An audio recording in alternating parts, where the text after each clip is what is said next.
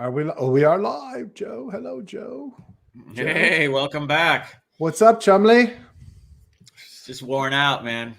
Tell us about the parties. Did you go to the big what's his Pitbull name? party? Pitbull party. Nah. I ended up hanging out down in Wynwood till about 8:30. Went out to dinner with the guys from the West Coast who want to do the Dial for Social Good. Yeah. Funding development projects. Great guys.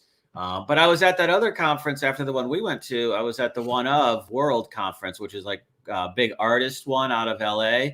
Oh, yeah. And they're about NFTs. So I met the Sotheby's people. Nice. Pia Mia was there. And it was a small room with like 25 people in panels. It was like really cool. Vaccination card, of course, required. Yep. I was sitting in there kind of going, looking around because nobody's wearing masks. Everybody's vaccinated, but I still feel okay. But one of the things I really liked was that, I was telling the organizers and it was Bill Tai was there, who's a legendary VC who took like 19 companies public by 1999. And he's heavily into crypto now. And he has one called MetaGood.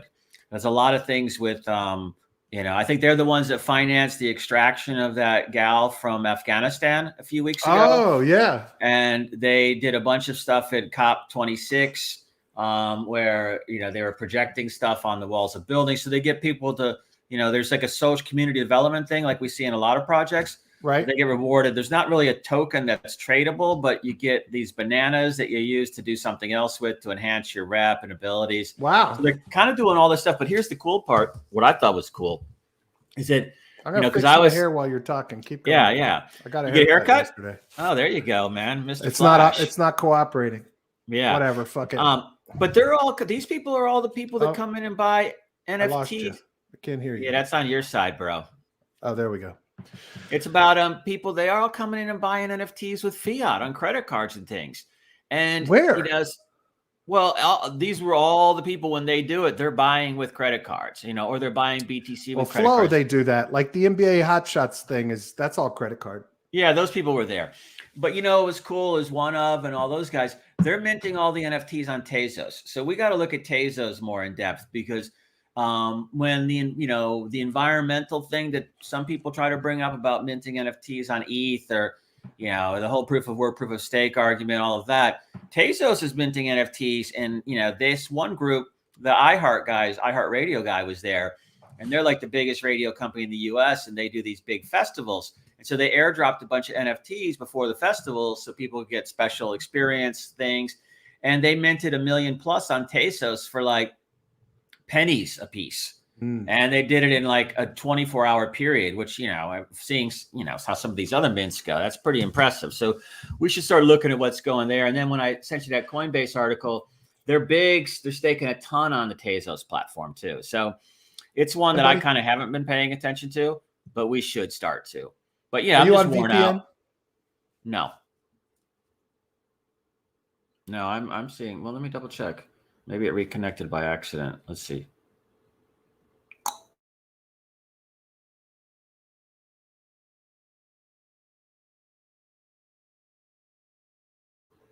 I killed it just to make sure. I'm here. You there? Yeah. So yeah. I killed it just to make sure. Is VPN? Are you on VPN? No, I killed it just to make sure it had reconnected to. Okay. But Tezos. So, and then I ran into a bunch of other groups, just the people that were there from the art side of the world, plus the fiat side of the world. They're coming in hard on NFTs. They don't really know a lot about crypto though. Right. And so the discussions I got in with the big VC guys and everybody was that, we're coming at it from the crypto side. And so to us, it's easy. But I said it's impossible for people to come in that are newbies and go crypto to NFT because, they don't know how to set up the wallets. Coinbase holds the money for 2 weeks before you can do anything. So they just come in and buy with a credit card and then store it in their wallet. So I was really excited just to see that coming in, as well as, as we know, the institutional stuff, as well as all of us kind of legacy guys that are, legacy crypto guys. That sounds weird to say, but that are coming at it from the crypto side. So it was really, really fascinating couple of days. And then, of course, we spent a lot of time with Emma and the Digital Axe folks and the Motivale token. And this gal is she's going to come on the show, right? Yeah, she's coming Okay. on the show. I'm going to do an in-depth interview for Mission DeFi, and then she and a few of the designers in their network are coming on the show. Why don't you explain to everybody? Let me first say, this woman, Emma, what I felt like after talking to, and I will tell you, I was like goosebumps inspired by this woman the rest of the day. Yeah. And Joe has been trying to get me to look at her project for months, and I've never taken a look. Because as soon as you say the word fashion, I'm like, I'm out. But dude, that is fashion. I don't know a fucking thing about fashion. What she explained to me is, yeah, this is my identity, my fashion, right? Right. And what was amazing about this woman? So this Emma is from Digital Axe, and I don't know all the structure yet, but I'm going to be taking a very deep dive into this. It is essentially a DAO that has a guild of fashion designers who also have their own like DAOs that are developing not only designs for use digitally, NFTs, etc., in-game, whatever, but they are also developing technology, and they're developing technology that is blockchain NFT based and game based, but they're also developing technology for the real world. So garments that change based on your preferences for the day, AR interaction with the garments you're wearing to change based on your mood or whatever. They are developing so much cool shit. But what was powerful to me was, number one, Emma has a very strong tech and design kind of focus, but absolutely kind of one of those people that can see what the future could be and is driving it, right? And is really driving it, fully decentralized, fully embracing kind of the whole ethos of blockchain, and building something that can be incredibly profitable, incredibly wealth building for designers who struggle and sit in the back rooms of. We talked to a woman there that's part of their team. She's a designer in Paris, and she works for a large luxury brand, and she sits in a room in the back of the building all day long designing shit, and somebody else takes credit for it, right? This model allows these people to disrupt that disrupt and take control of their own personal brand, or a brand together as a guild of designers.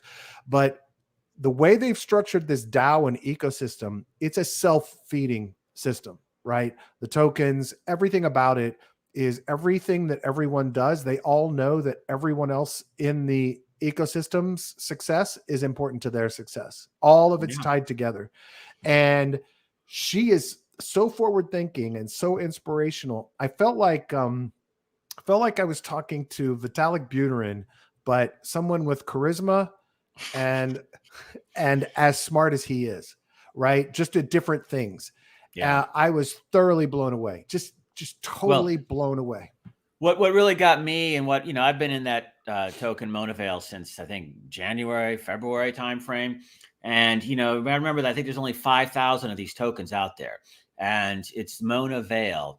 And the coolest thing that when I got from her, because, I'd watched her AMAs, it's the first time I met her, was that, when you look at what these NFTs can do, and, this, it's more that you could buy the NFT for the fashion item from the designer, and then you get the NFT plus you get a 3D representation. Now we all see our kids playing with filters on Snapchat and all these other platforms. Well, you can then take this and deploy it on yourself in your Zoom call. So you could have your sassy Armani suit on type thing, or a tie, or whatever your look is, or your high, your whatever cocktail attire, or whatever you're wearing. You could just put it on you, and you don't have to like be wearing it. But then the cool part is, when you want to take possession of the physical good, you could do that in a couple of years or months, or at the same time. You burn the NFT and you get the coat, or you get the suit, or you get the dress. So there's like multiple buying satisfaction experiences. There's the initial buy of the NFT. There's the like buying of the AR filter for not buying, but using it for a Zoom call. And then there's actually taking physical possession. And the other cool part is you could take that NFT and you could stake it on a DeFi platform and earn yield. Exactly. So now your wardrobe's earning yield. You're making money from your wardrobe. Yeah. And then finally, one last thing is the whole thing is this is being designed in Web3 for cross metaverse portability.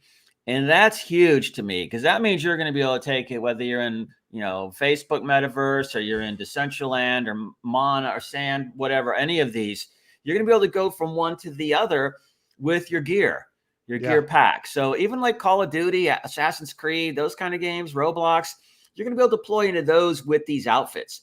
And so, or swords or whatever the NFT is of. And I mean, they're not designing swords. I just threw that in because of the Assassin's Creed stuff. But that to me, again, now we all want it. The Holy Grail right now is DeFi, cross liquidity stuff on limit orders and buying and selling and DEXs. But this is even so much bigger than that. And that's what really hooked me. And aside from, I think what you were saying, Brad, I look at it like she grew up, it's like Bill Ty, the VC, was saying, look at what your 8 to 12-year-old kids are doing. That's the future. He said that yesterday at one of. And so I look at her and I go, her dad was an informatics guy. So she grew up around tech and software, and she grew up around design. So she's native, like a native user of these things that at a level that we'll never get to.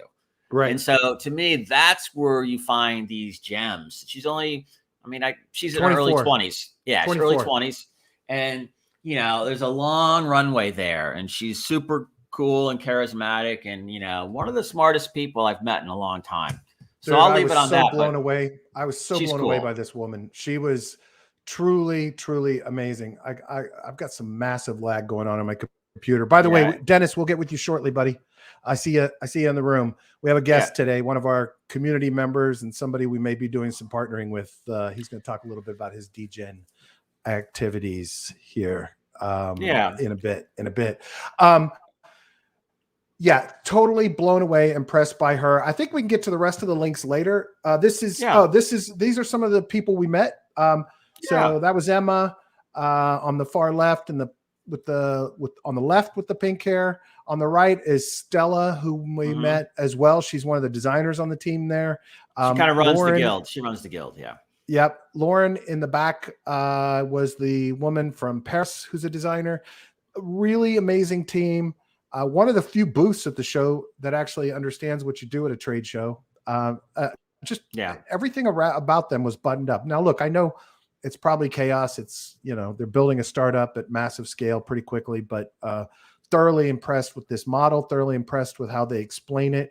They took somebody like me who immediately rejects anything called fashion and really made an absolutely convincing argument that I'm an idiot for thinking that way. And that was great. So great stuff. It was really, really fantastic. So yeah. And we also real quickly, we met one other guy. We'll talk more about this later, but who's a tech entrepreneur who's had 3 successful tech deals. And now he builds virtual and digital museums. And he's got deals with like 14 museums where they're taking, physical art and turning it into NFTs for digital galleries. So, this is another one we talked a lot about, kind of gotcha type stuff for him, for fundraising with patrons. And so we're going to be exploring that. I'm going to go see him tomorrow at Art Basel, talk more about that. But, just amazing stuff going on right now. And, I that's just the tip of the iceberg of what we saw. And, I want to kind of table the rest for later, but just a fantastic time. So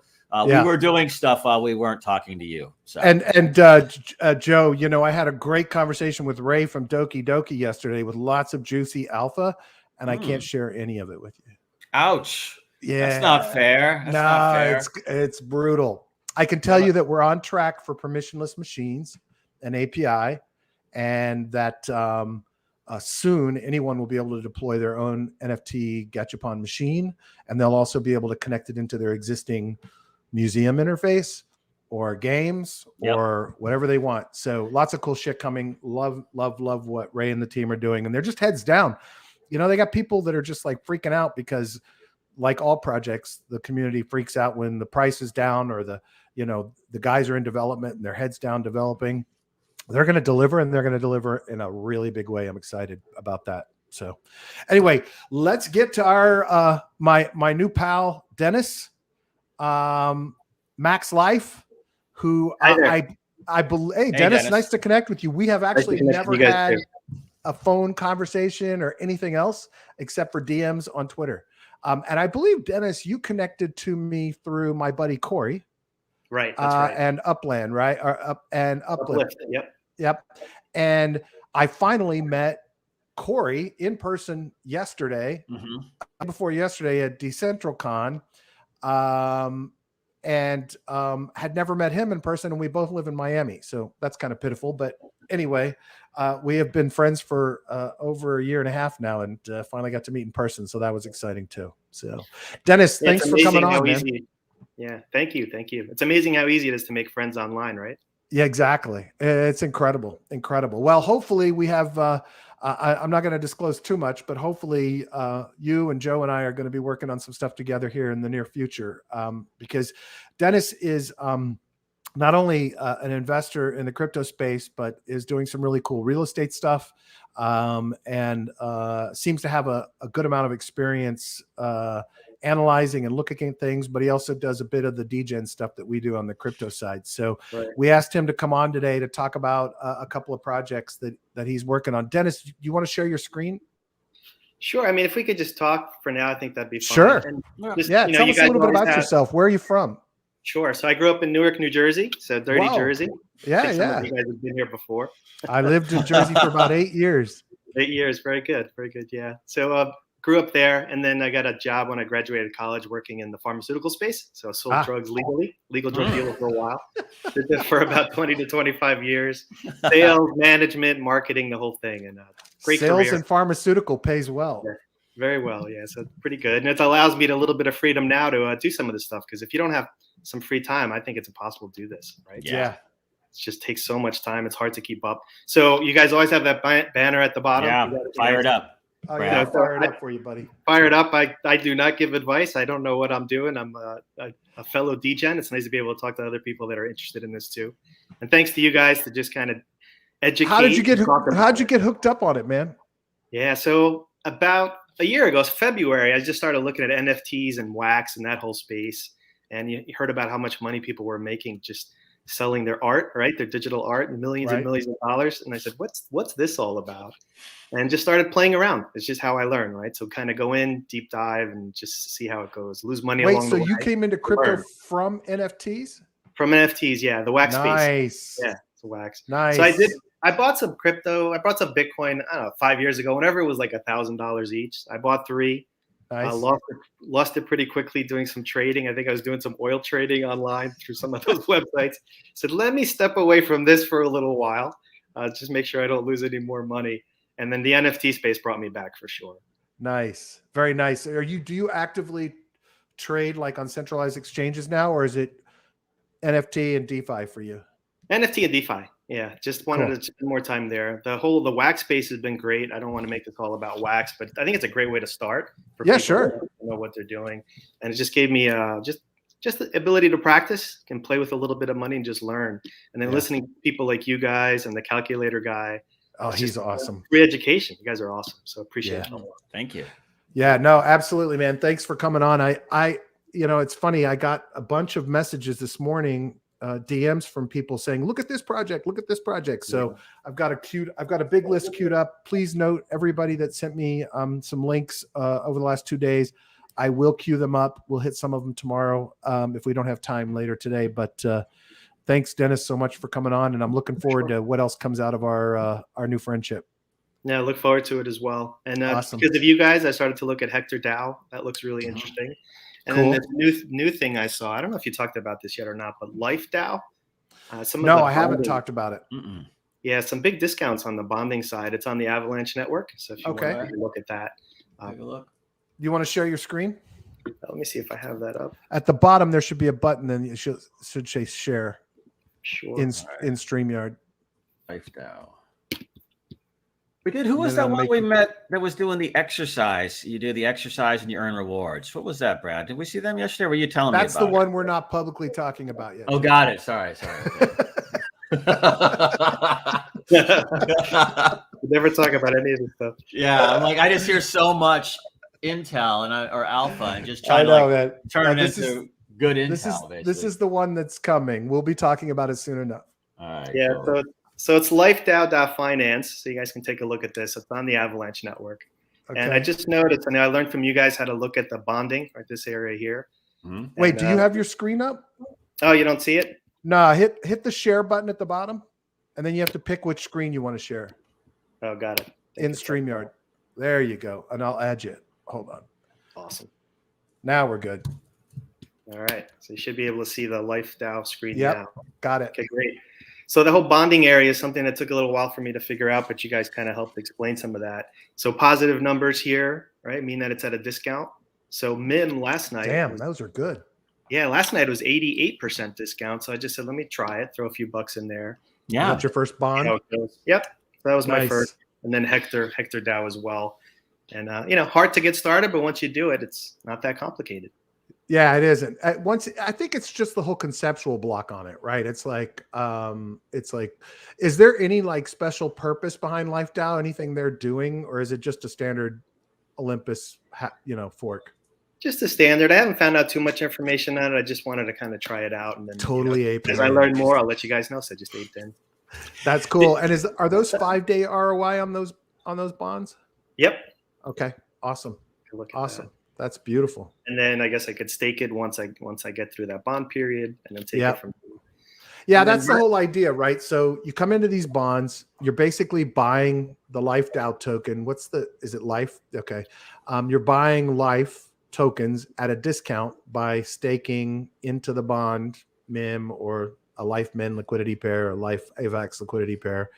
And then I think you start getting those in during it, but at the end of it, you'll have purchased Life at a discount at what the price was when you went into the bond.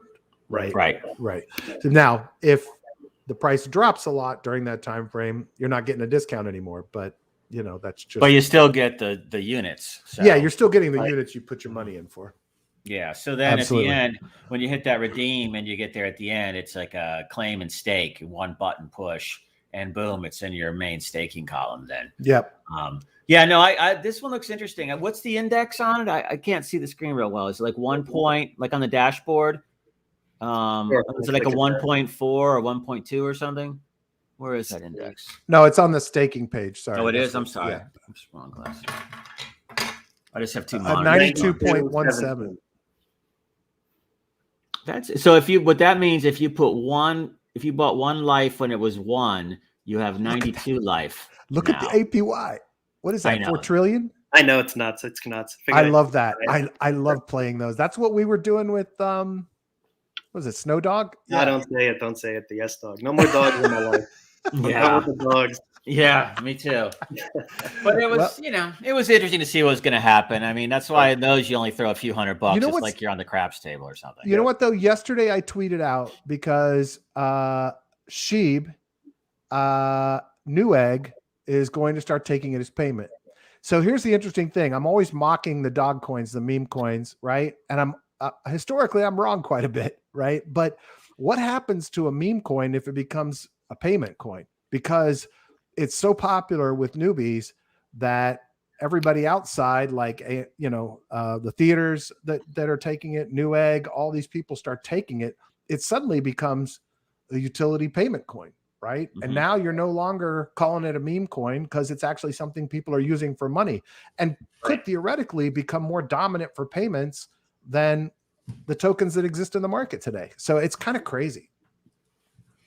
Yeah. Well, look, so this one, you just pulled up Euphoria. So now look at the index, 1.71.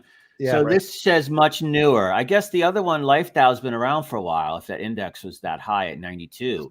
No, it's pretty new. They haven't even had an official launch yet. So it's just something I found on Twitter. Yep. How'd you find that? Like Twitter, you found it? Yeah, Twitter. It must just be a quirk in their website, because that seems like a pretty high index for new. I mean, can you think of any reason why it would be that way, Brad? Not a clue. Okay. Yeah, because like when I jumped into Fortress DAO and on Avalanche and Unis DAO, I got into both of those at 1. And so it's kind of fun to watch because now it's like, I did some bonding and, restaked those, and you just see it. You're still like 1.2, but you're getting like, in 4 days, you're getting another whole token. So, you're going, wow. So I'm getting like 5 of these a month, 6 of these a month. And then you start thinking, wow, if this turns into Time or Snowbank or something, it's real money. That's right. So, I just forgive it. It's put it in and forget it kind of thing for me now, which I sort of like after all the DeFi stuff for the first 10 months of the year. It's like I got a chance to kind of talk to people again and look at other clients and opportunities versus just, splitting yield and all of that. I do miss a little bit of that dopamine feed though from the farming, the actual manual farming. But I will say I have plenty of crap to do in my life. I don't need to be yield farming manually. So, Dennis, when you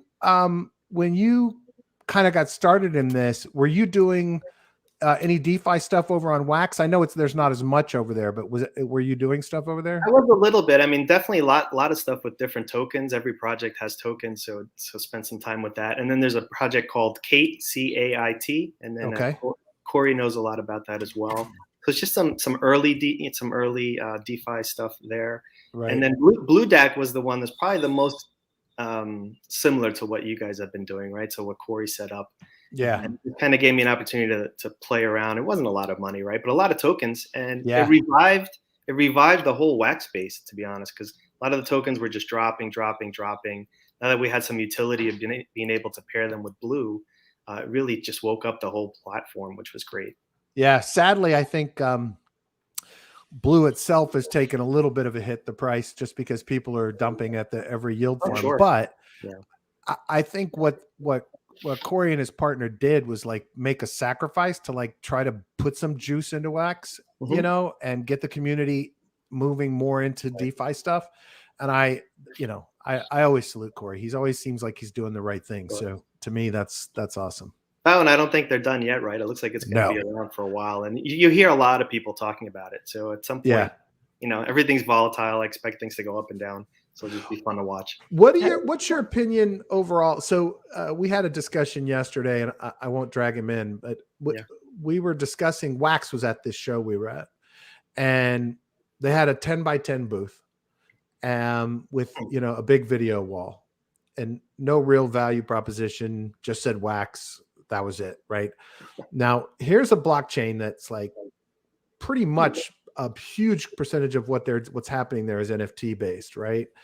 And I was personally disappointed that Wax wasn't making a bigger splash at a very NFT focused show. Like, this is Art Basel, this is almost, I would say 75% NFT related projects at the show. And I thought, if there was ever a time to take some of that money you've made, this would be it, right? Like, you've got all these people from all over the world coming in to look at the tech and the projects, and you got this little booth in the corner. How do people in the community feel about where Wax is going in general, do you think? I mean, in general, lately, really good, right? Because a lot of people have been in it when it was 10 cents and 15 cents, and it just didn't move. And now we saw $1 for a while. Nice. No one was really expecting it.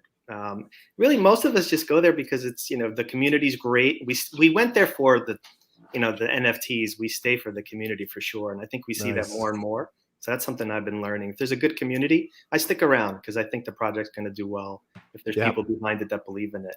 Yeah. So maybe they're not the best at marketing. We'll see. I think some of them are also behind a new NFT marketplace on the ICP, the Internet Computer. So really? We'll kind of see what happens there. Their tech is really good. Yeah, it's so fast. Partnering. Yeah. I just don't know about the marketing side, but I love using. Need help with that. Yeah, I love using that platform. I every time I go in to stake my, that's the only yield farming I get to do anymore is Blue, and I have a Blue Wax pair there, and I get the fun of doing that every night, right? And I'm so impressed with how fast it is. Yeah, I think the wallet functionality is superior for a kind of new user experience because it's a login, a normal standard login.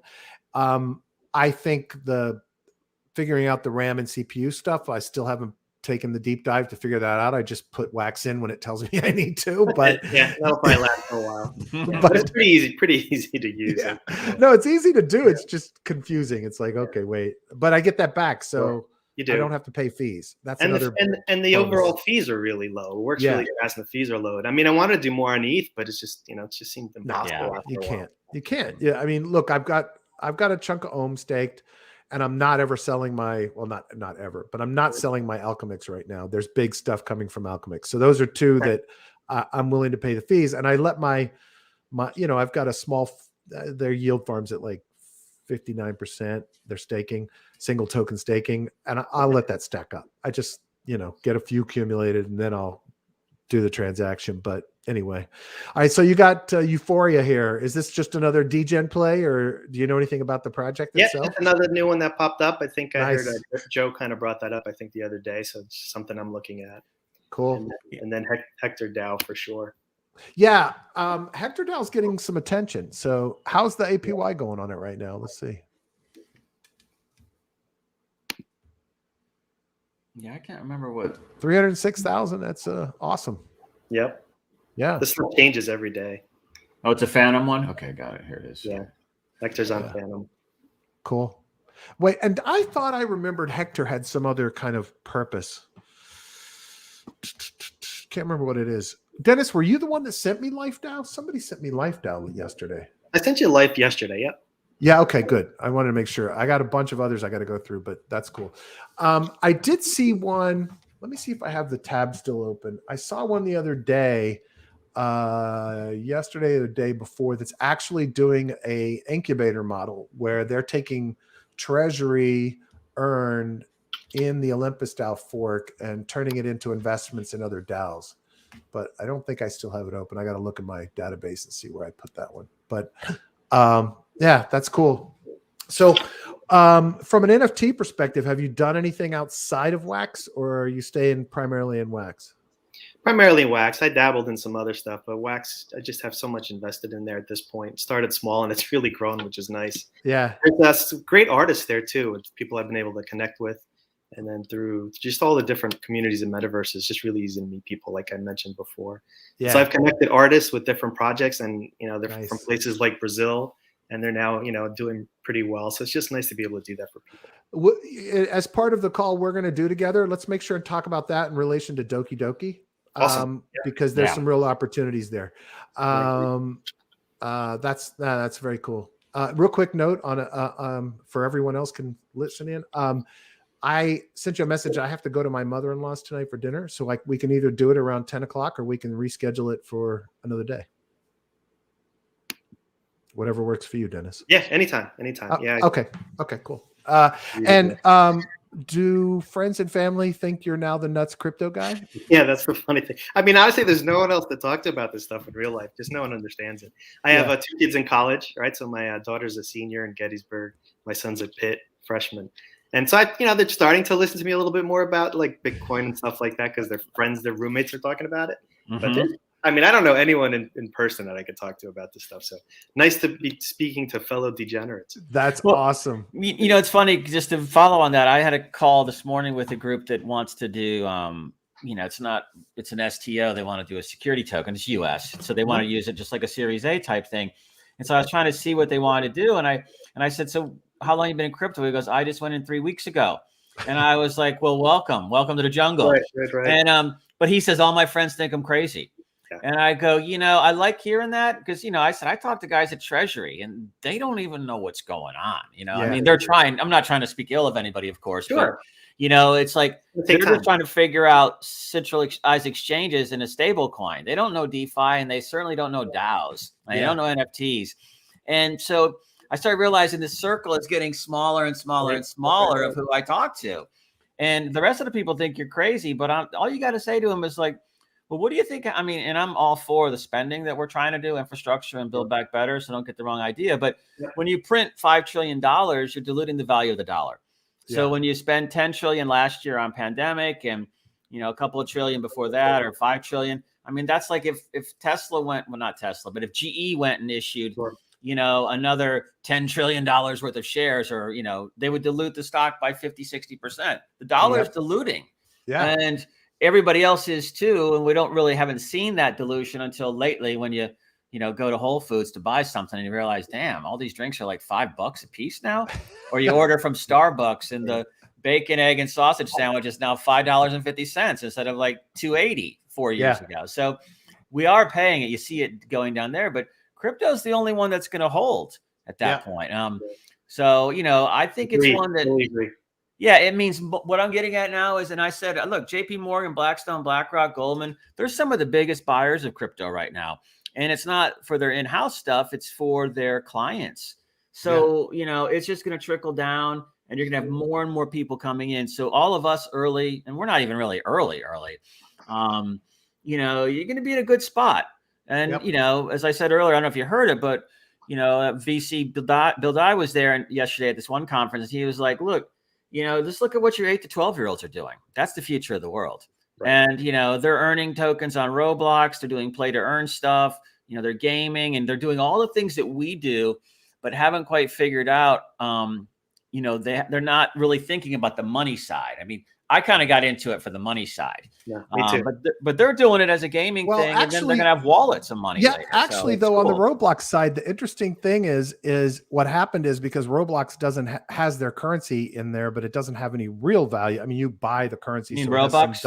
The Robux has some dollar denominated value. But what happened is in one of the games that's the most popular game on the platform, which is like a pet trading game, when people would get something really rare, they would go sell it on eBay. So there was actually, the kids were actually building a market themselves. So they were creating an exchange basically of art, of NFTs, of whatever you want to call it, ownership of these characters on eBay, because Roblox doesn't have the ability for them to make money on it. Right. So I found it fascinating because my daughter was like, well, wait, I could sell some of these. And then she said she wanted a couple that were, out there. And I'm like, you want to spend your money, you can, knock yourself out. I'm all for it. But I loved seeing kind of this natural free market exchange growing out of a bunch of kids playing this game. So it's a community. It's like the community decided to create a secondary market. Exactly. And that is what's so beautiful. I mean, our big financial institutional players, they for obvious reasons want to keep that all under their control because that's how they make money. They make fees. But in crypto, what I like is it's so decentralized and, I don't know what the other word I'm trying to think of is, but where it allows everybody to go kind of do what they want. And somebody has a good idea, they just go do it.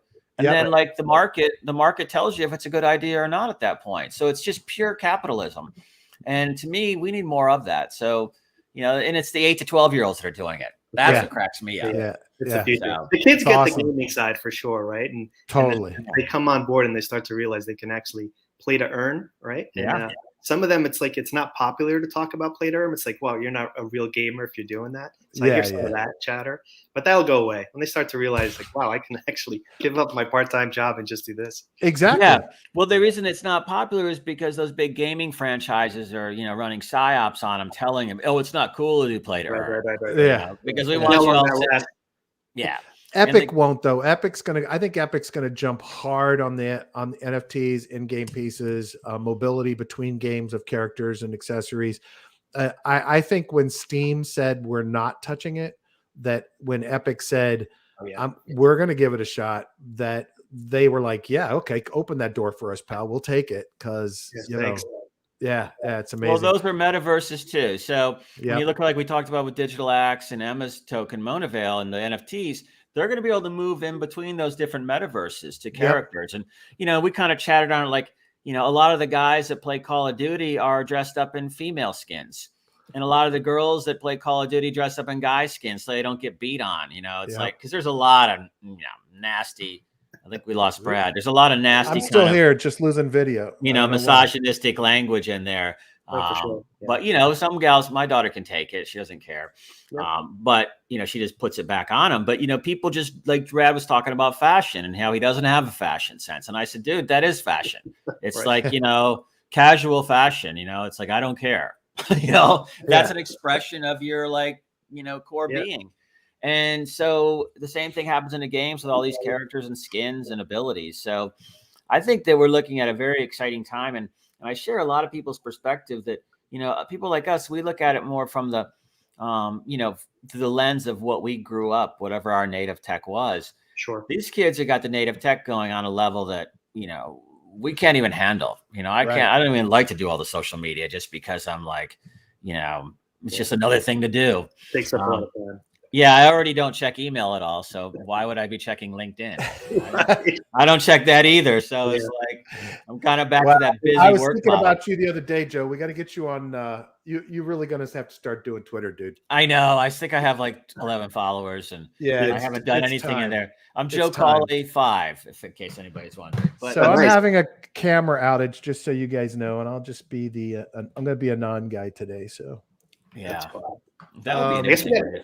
Yeah, we have to come up with a way for the holidays to give away some of these things as gifts, right? To get some of the idea. Yeah, love that, man. That's awesome. Easy to give away NFTs, but I'm even thinking about giving away some of these bonded tokens. Nice, that's cool. Yeah, I like that. That's a great idea, dude. Yeah, we should do that. All right. Yeah, I remember seeing up with our own. Yeah. I remember seeing something like a year ago, maybe, where all these people were scrambling to find like the Bitcoin that Uncle Johnny gave them, like 8 years ago. It's like, and they probably gave him like 50 of them or something like that. Everybody's trying to find it. They can't find it, of course. No. It was somewhere. It's like the poor guy that threw his hard drives out. Yeah, he's right. Oh my God, that happened. The guy in England or whatever, we was trying to get a VC to fund cleaning up the land dump or something like that. Yeah, we'll come up with our own project. We'll call it the Gift DAO or something. I love that, man. We'll add that to our discussion list. All right, sounds good. Yeah, no, I mean, I think that was the one thing I got out of that One of World conference yesterday was that just the amount. Now, this is a different crowd. This was the Art Basel crowd more than the crypto crowd at Art Basel. So it was people that are, art collectors and things like that. So it was a well-heeled crowd, or, well dressed up and all of that. And I was kind of like, oh, wow, I'm just in jeans and a shirt. But you're a DeFi guy, so you can do that. Yeah. But, then all of a sudden when I was engaging with the discussion, all of a sudden they're like, wow, okay, this guy, he's knows coming from a different perspective. He knows what he's talking about. So, but I just saw this whole wave is coming of users. And, we talked a little bit about that little circle that we're in. And, there's people coming at that circle from the traditional side and not just finance. And, then I saw something else again about, all the unbanked people, in the world, and all the people that are kind of getting wallets and going into Binance, and they're coming. So, and they're all like NFTs. And, this group was also talking about, like Whitney Houston. Actually, there's a Whitney Houston. I'm too tired. I'm not going to make it. But, she airdrops tokens or NFTs now at these shows and these parties. So there's a way, I guess, you're going to somehow, I don't know how it works, but they're dropping them right into your wallets, based on proximity in the show. And then you can do things with them for an experience. So I see all these, the money is coming and the big money's coming into the space. And I think that's what's going to make it to where when you're at the holiday party, all of a sudden, it's not like everybody's looking at you like you're throwing dice in the alley or something like that. So it's happening fast. On another note, Representative Maxine Waters is holding a cryptocurrency committee hearing, and notice anything similar about all of the witnesses coming in. So first of all, stellar. You could just say irrelevant, but then the rest of them, everything is centralized, right? So I don't think DeFi, I don't think they know who to reach out to. I don't think they know. I think they're so far away from us right now that that they're just lost. As long as they stay away from the tax side of it, that'd be great. Yeah. Yes, it would. Yeah. We all would love that. What is this stuff? What is DeFi? I don't know. Exactly. Coinbase has 30 billion in crypto assets staked across 25 blockchains. So I'm assuming that's customer money and theirs, but it's a mix of custodial and non-custodial somehow. Okay. But you know how much they earn off the stake? They have like a 33% fee arrangement on the returns. Yeah, 25% commission and 8% to the staking roids. Yeah. Wow. And then I think the one they bought, what was the name of the company they bought? Bison Trails. Yeah. They get another 8%. Nice. So, they're cleaning up on it. And, and I think that, look, Coinbase is public. I think all of those were public, right? So, Well, or at least they're heavily regulated. But, Yeah. you know, they're in a situation where they have got to play and they're going to push. And we saw how much trouble Coinbase got in when they just wanted to pay interest on tokens or something Yep. like that. And, Yeah. but yet they're staking for yield. So the customers aren't doing it. They're doing it. Yeah. And then it's kind of a little bit, you know, I thought of Alchemix when I saw that. And I'm like, okay, well, you know, if you guys would just start letting people borrow on it and then pay the loans off, then maybe I'll come do something there other than using it as an off ramp into my bank account. You know, Right. Yeah. That's a good point. I think crypto.com is something to watch too. If a lot of people start, you know, getting wallets through that and it's just an easy on ramp, I mean, I'm keeping an eye on that just to see the volume. A lot of the international people are in there. You know, it's the token went from like 33 cents a few weeks ago to I think I saw it at 80 cents. I don't really know where it is today. Yep. When they launched the Cronus chain, and then all of a sudden everything started picking up because they had assets on chain, yield farming, all of that. But a lot of guys that I know that are overseas, you know, they have big holdings there, and they get, you know, like the crypto.com platinum card or black card or whatever. And, you know, you can get discounts on private jets and Airbnbs and everything. But, you know, to me, if you're an American doing that with a credit card, I think you're going to get in trouble for that. Yeah. Because I remember the big scandals like HSBC giving credit cards to Americans and then they're using them. And, you know, everybody's like, where's the money coming from? So, well, why do you have the offshore account? You know, it's all of that. So to me, I stay away from that myself because, you know, that's an easy one to get your head chopped off doing. Okay. And that's not what we're trying to do. Yeah. You know, That's good to hear. I missed the question because I lost connection, so I'm not sure what we're talking about. Crypto.com. Oh, but but how did you get to offshore? Because buddies of mine that are not Americans, you know, they have big deposits there and they get like the crypto.com black card and they get discounts on all things from like private jets to Airbnb to trades.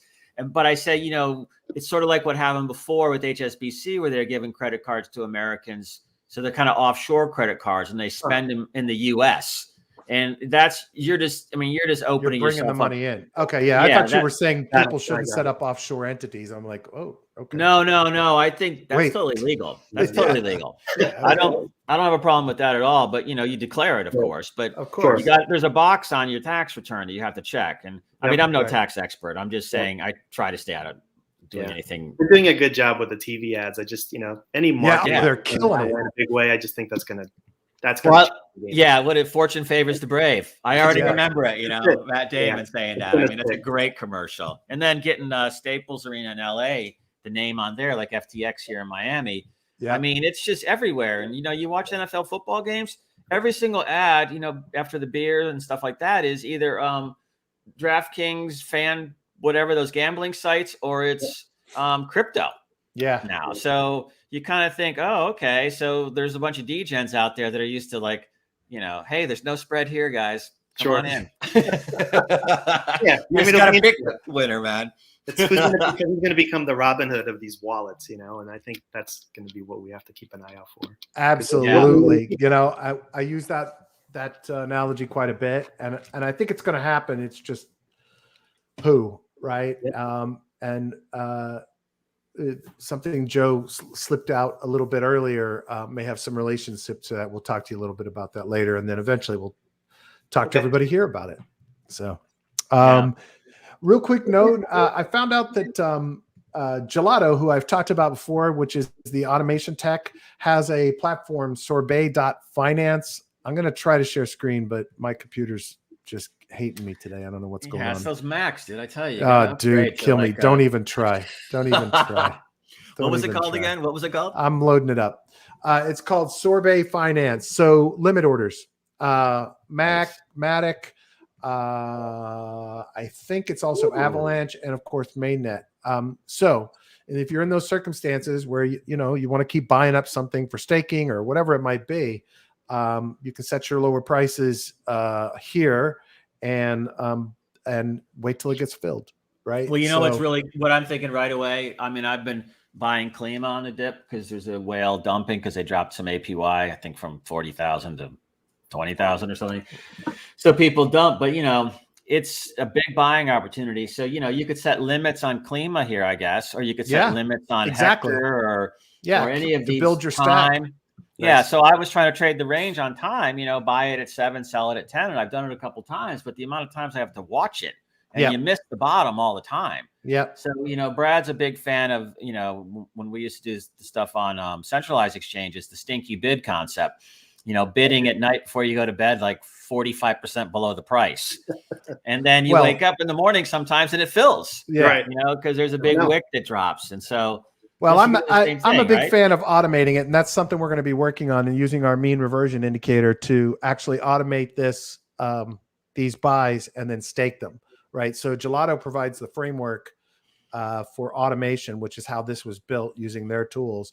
And then if we have a mean reversion indicator, we'll always catch the dip and we automate the buy, and then we stake it, right? So you can automate the buy, the stake, every component of it, so that you're just boom, boom, boom, straight into it. So you say, okay, I always want to buy time. Every time the deviation off the mean is 4%, set it up, you get it, you go, and you just stake it. So that's one of the things we're working on right now on the fund side, Dennis. Nice. So, That's exciting. Yeah. So that's the big goal.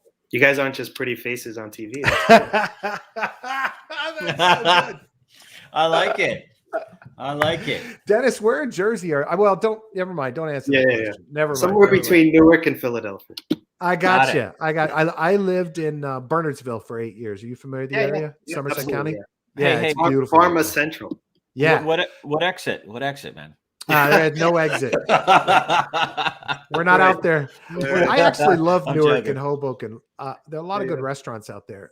Great Portuguese food, right? My whole family's Portuguese. If you want so much good Portuguese very there. Very we used to go there all the time, my family. Oh, God, it's so good. So good. We used to bring in platters of food from these restaurants to the doctor's offices. It helped me become a hit the first year. Oh, I bet that'll make you some sales. That's awesome, dude. Wow. That's beautiful. No, love it out there. Where my parents live, where I was for 8 years. This was years ago, but Bernardsville, the town next to it is called Basking Ridge, which is one of AT&T's big headquarters is there. But the town itself is the classic, like, New England square in the center of town. They have a Christmas tree. They have the churches and stores all around and restaurants all around the square. And literally, it's like Whoville.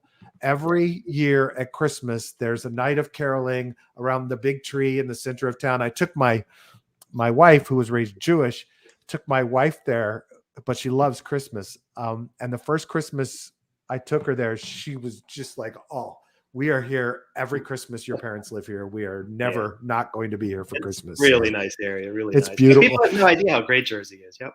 Yeah. People don't realize how beautiful it is. I mean, it's incredible. Just gorgeous up there in the hills and the mountains. It's amazing. But don't forget the beaches. Like when I was much younger, I had a girlfriend whose grandparents lived in Stone Harbor, and we'd go over there from DC and take the ferry. And I think it's either right below Atlantic City or above Wildwood, below Wildwood. It's right around in that area. Really close to Atlantic City, yeah. Yeah, and it was just such a fun time, because those beaches, people live there year round, and they have restaurants and communities, and so you have a like family life there that in a lot of beach towns you don't. Yeah. And so, that's South Jersey is really nice too. Yeah. I know we always joke about it a little bit, but it's always meant in a good way. And if you haven't been in Long Branch in a long time, that whole area has changed so much in Asbury Park. Check that out. Oh, really? Oh, wow. Oh my God. I haven't been there in probably 20 years. You'll be Asbury shocked. Park. You'll be shocked. Asbury Park and Long Branch. You won't believe it. It's unbelievable. Nice. I'm ready to join you guys down in Florida too, to be honest. Come on down, man. We're here. Hey, Yeah. listen, real quick before we go, I want to share a little time waster with everybody that is like so addicting. This thing is just silly. I don't know if I'm going to be able to scroll it though, because of my bandwidth right now. Let's try. This is like this little, it's an app. It's on the App Store too. It's called Town Scraper, but it's like all you do is sit and build a little island town. It's really bizarre. I'm going to try to do something here, but my computer's just killing me. And it just pops in this beautifully designed little houses. You can change the planks. You can add to it. You can remove from it. You can create underneath housing. It's like, if you want to waste some time, this is very therapeutic. So just for fun, guys. Nice. Look for Town Scraper. It's on the App Store and it's also in the browser. Yeah. Also, I was going to say, it looks to me like if you go to the oneof.world site, they are live streaming the events today, it appears. Oh, cool. So there's an interesting one coming on at moving to the metaverse from 2 to 2:40. You got Chad Knight is the head of cyberware and Wilder World and moderated by Sam Ewan, head of CoinDesk Studio. That looks pretty interesting. And then sports culture and NFTs at 4, and then something about Whitney Houston at 5. So, if you want to see like kind of a mainstream art side perspective on what we're all talking about, it's worth just checking out. So I thoroughly enjoyed it yesterday. I was just too beat up today to roll back in. I've got some guys in from Yunt Capital that reached out to me because I busted their chops. I found out two of the guys on that team are in town and nobody pinged me. So I'm going to, I may end up doing something tomorrow with a couple of those guys, Joe. I'll let you know. Well, let me know if you're going over to the Art Basel, Maine, because I'm going over there tomorrow to hook up with those museum guys. Okay. Because we didn't even talk about Chris, but we'll talk about Chris tomorrow.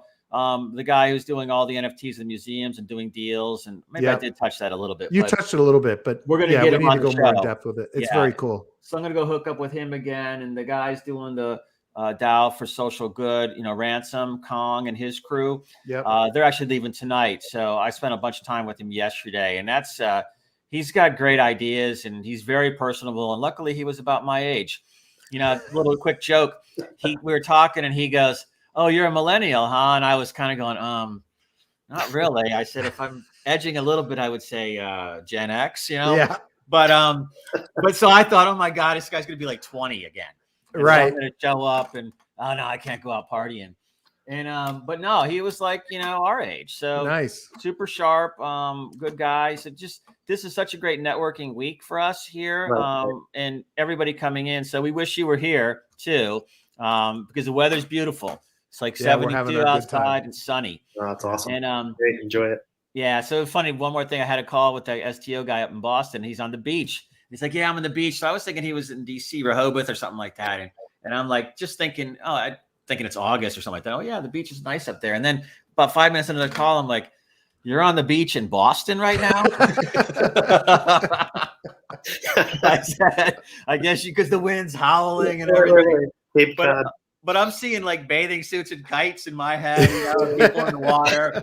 And the reality is probably in a big old, parka with a scarf and a hat and everything. Digging out the snow. So everybody, come on down. Now's the good time. Just double mask on the plane.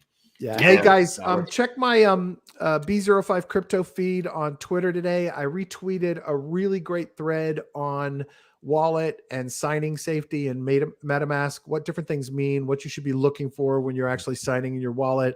A really, really great thread. I don't remember which guy tweeted it, but it's awesome. So I would definitely recommend. I learned from it things I had not been aware of. I kind of understood the inherent dangers behind some of it, but I didn't know to think through specific items in that. So I encourage everybody. It's like 7 or 8 tweets, that thread. It's really important. And it was because of there was a Badger DAO hack yesterday. Turns out it was 120 million or exploit. And somehow it was related to wallet safety and security. I think it was the developers had a little bit of a security hole on their side. So I'm not sure. Don't quote me on it, but that's the gist of what I got from it. I haven't had time to look at it. What was the exploit? Was it a permission? Don't know. I don't have the details. Okay. I think it had something to do with assigned permissions because that's why the guy tweeted the tweet that he did about wallet permissions. But I have not climbed into that hack today. I haven't had time. So. Yeah, no, because I had some Badger a while back. I'm still sitting on a little tiny piece. I'm pretty sure I dumped, but I haven't dumped my authorizations or permissions in ETH because it's just too darn expensive. But yeah, I don't have anything on ETH layer 1 anymore. So, but I guess if they get in one wallet on, say, whatever you're using, then they can get at all the chain tokens, right? Yep. Hey, Dennis, what NFT project website should people start at on Wax just to check it out and see what cool stuff people are doing? For sure. I mean, definitely look at Uplift and that whole metaverse. If you guys like to do the Minecraft, I recommend. Are you in playing in the world? Yeah. So I've actually met a bunch of streamers online. I just needed people to work on my Minecraft lands. So nice. I found some people that way, and now they're like streaming while they're playing. So it's just a lot of fun, that whole thing. Yeah. So that's really early. A lot of people are not on there yet. So I see that doing pretty well long term. We'll see. Right. So that's Minecraft. And then Our Planet. And you guys check that out. There's also kind of some staking there too, but basically they give you rewards for staking NFTs that you have with them, and then they give you their ether. Pretty similar. Oh yeah. Regular ether. Yeah. So that's been good. It went away for a while, but I think that's going to have a comeback thanks to the whole Blue DAC project. Awesome. Dennis, thanks for coming. I gotta say the last thing, sorry, but the gnomes. No, that's good. The gnome series, those guys are phenomenal. If you guys like gnomes, check them out. Is that the website, Gnome Series? Gnomeseries.com, and then you'll see the NFTs on Wax. Great guys. Yeah. Great guys, artists from Philly. Thanks for having me. I really appreciate it. Just keep doing what you guys do. It's awesome. Thanks, man. Hey, thanks, Dennis. I'll ping you a little bit later. We'll set up a time for you sure later tonight's okay? Yeah, absolutely. I'll make it work. Cool. You guys. Joe, have a great afternoon. You Dennis, too, have buddy. a great day. Dennis. Guys, everybody, thank you for listening. We love you guys. Please keep the DGen tips coming. DM me, reply to my tweets. I don't care how you get them to me. I read everything. So please keep them coming. We'll talk about you and them. And those of you that sent to me in the last 24 hours, they'll hit tomorrow. Thanks, guys. Thanks, everyone. Take care. Bye.